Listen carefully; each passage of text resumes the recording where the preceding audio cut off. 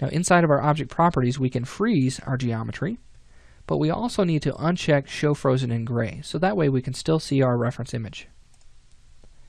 Okay, now with that set up there, let's go ahead and hit Alt and W, and we have our reference images set up. Now the next thing that we need to do is set up our viewports. Now right now we're set up in the realistic viewport, and what I want for my purposes in this course is I want zero shading. I want to be able to focus on just the silhouette of my character, because that's what really matters with low polygon game characters. So I'm going to switch this from realistic to consistent colors. And what this is going to do is really brighten everything up, and there will be no shading on our geometry.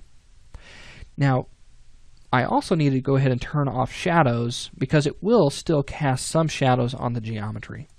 So let's go to Lighting and Shadows, and then turn off shadows. Now let me just show you what this looks like. So let's bring in just a simple box here, and you don't really have to do this if you don't want to. And I'm going to bring this in, and if I click away from this, you'll look at it and you'll think, okay, it's a cube. Well, the only reason that we can tell it's a cube is because it has a strong silhouette that indicates that it's still a cube. However, we can't see any geometry on the middle, okay, on the inside of this. Okay?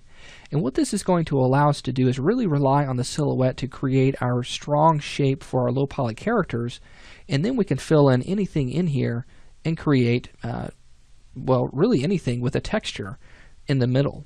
Okay, so we can get away with things like more detail on some areas that are just painted in and not necessarily modeled in with geometry. Okay, so let's go ahead and